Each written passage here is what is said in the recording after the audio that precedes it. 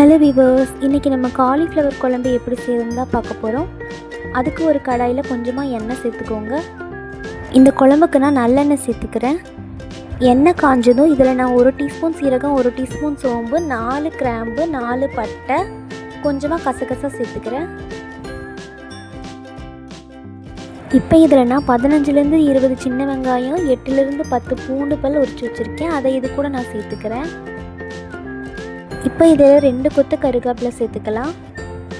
வெங்காயம் பாதி வெந்து வந்ததும் இதில் நான் 5 தக்காளியே வெட்டி வச்சுருக்கேன். அதை இது கூட நான் சேர்த்துக்கிறேன்.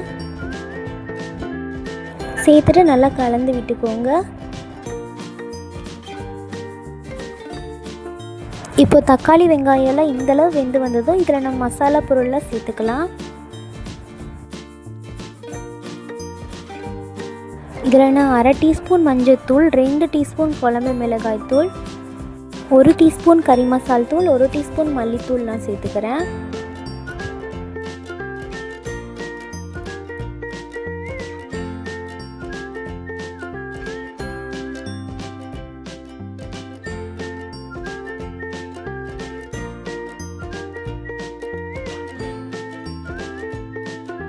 எல்லா மசாலும் சேர்த்துட்டு நல்லா கலந்து விட்டுக்கோங்க.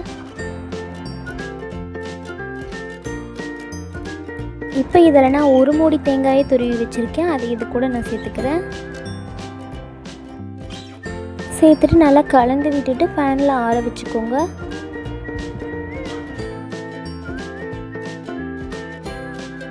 இன்றைக்கி நான் இந்த மசாலா பொருட்களை எல்லாம் கல்லில் தான் அரைச்சிக்க போகிறேன். அதுக்கு முதல்ல இந்த கல்லை நல்லா கழுவி வச்சுக்கலாம்.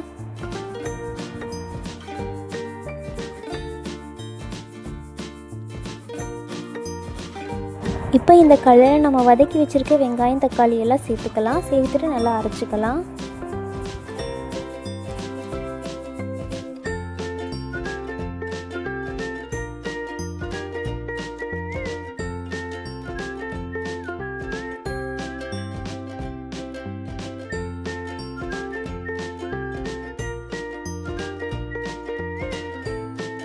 இந்த மாதிரி மசாலா பொருளெல்லாம் நீங்கள் கல்லில் ஆட்டும் போது இன்னும் நல்லா டேஸ்டியாகவும் ஹெல்த்தியாகவும் இருக்கும்.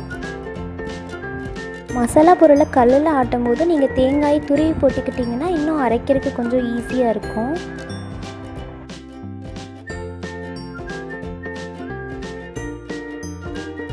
மசாலா இந்தளவு நல்லா அரைஞ்சி வந்தது. இதை நம்ம எடுத்துக்கலாம். இப்போது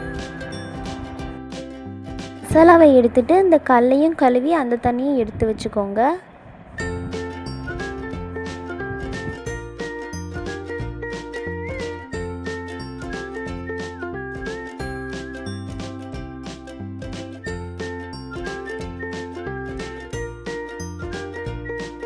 இப்போ இந்த ஆட்டங்களை நல்லா க்ளீனாக கழுவி எடுத்து வச்சுக்கலாம்.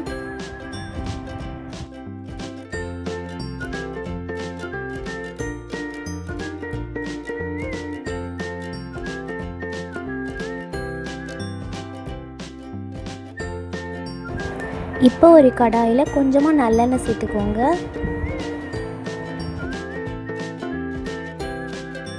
எண்ணெய் காஞ்சதும் இதில் கொஞ்சமாக கடுகு, சோம்பு, ஒரு 1/2 டீஸ்பூன் வெந்தயமும் சேர்த்துக்கலாம். இப்போ இதில் நான் ஒரு காலிஃப்ளவரை க்ளீனாக கட் பண்ணி சுடுதண்ணியில் போட்டு எடுத்து வச்சுருக்கேன். இப்போ இந்த காலிஃப்ளவரை இதில் சேர்த்துக்கலாம். சேர்த்துட்டு இதில் ஒரு 2 கொத்து கருவேப்பிலையை சேர்த்து நல்லா வதக்கி விட்டுக்கலாம்.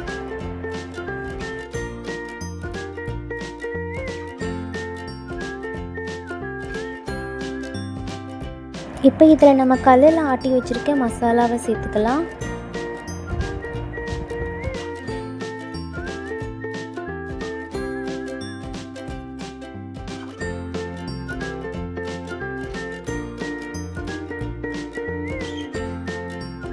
இப்போ இந்த குழம்புக்கு தேவையான உப்பு சேர்த்துட்டு நல்லா கலந்து விட்டு மூடி போட்டு வச்சுக்கோங்க.